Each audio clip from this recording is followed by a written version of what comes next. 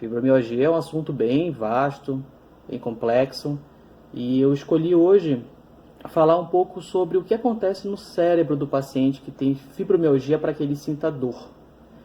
Calma, que o meu intuito é sempre transformar o Medicase para informações simples de se entender, tá bom?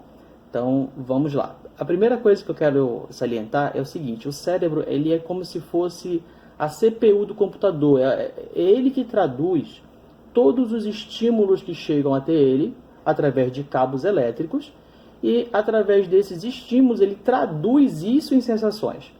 Então, enxergar, ouvir, sentir calor, frio, tato, tudo isso vai por receptores que estão na periferia, por exemplo, na pontinha dos nossos dedos, tem os sensores de tato. Eles são estimulados, chegam lá no cérebro, esse estímulo ele é traduzido em impulsos elétricos e o cérebro entende que aquilo é quente, que aquilo é frio, que aquilo é dor. No caso do cérebro do paciente com fibro, o que acontece? Vamos explicar uma coisa complexa de forma simples. Os neurônios, que são as células do cérebro, elas têm que se comunicar entre si para poder passar a informação adiante. Entretanto, eles não estão de mãos dadas, eles não estão ligados, eles estão próximos, mas não ligados. Como é que eles fazem para se comunicar? Eles trocam cartas. Então, um neurônio escreve uma carta para o outro e manda. Aquele outro neurônio recebe, lê a carta. Opa, então ele quer que eu sinta calor. Vamos mandar para frente essa informação. Vai na cartinha. Tá quente, tá quente, tá quente. No cérebro do paciente com fibro, o que acontece? Essa quantidade de cartas, ela diminui. Tá? E aí é que entra o mecanismo de sensibilização à dor. É interessante a gente pensar assim, porque os pacientes que têm depressão, ansiedade, eles também têm esse mesmo mecanismo. A quantidade de cartinhas diminui. Então é muito comum, quase sempre a gente vê que a fibromialgia ela anda de mãos dadas com ansiedade, com depressão. E é por isso também que a gente usa antidepressivos, às vezes remédios para convulsões, para tratar a fibromialgia. Então o paciente fala, mas por que está me dando esse remédio aí para depressão, para convulsão? Eu tenho fibromialgia, eu sei que tu tem fibromialgia, mas o tratamento é por aí. E é interessante o seguinte, o que esse remédio faz?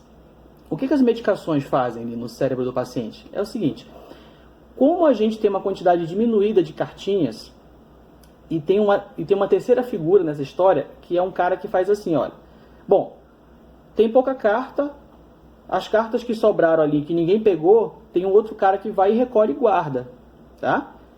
Os medicamentos que a gente usa, eles têm justamente essa função, eles tiram desse cenário esse cara que guarda as cartinhas. Então, eu troco a cartinha com um neurônio, troca com o outro, aí digamos que o outro não queira receber naquele momento, mas não vem aquele cara e recolhe as cartinhas que ficam lá. As cartinhas ficam lá. Em algum momento, aquele neurônio que não recebeu no início vai acabar recebendo a cartinha. Então, é por aí que a gente tenta tratar a fibromialgia. Dificilmente, remédios para dor, simplesmente para dor, vão funcionar. Porque não é um distúrbio, não é uma dor nos ossos, nas juntas. É uma má interpretação do sinal elétrico que está chegando no cérebro. Em ocasiões, mesmo estímulos de tato causam dor. Então, o distúrbio é esse. Essa é a situação que acontece dentro do cérebro com os neurônios. Essas cartinhas são os neurotransmissores. E eu tentei facilitar um pouco para a gente entender o que acontece e por que os medicamentos usados para o tratamento são dessa linha de antidepressivos, são de até anticonvulsivantes. Espero ter ajudado o pessoal aí com as informações, tá? Me sigam lá no meu Instagram, @reumato.descomplicada, né? Que é o intuito.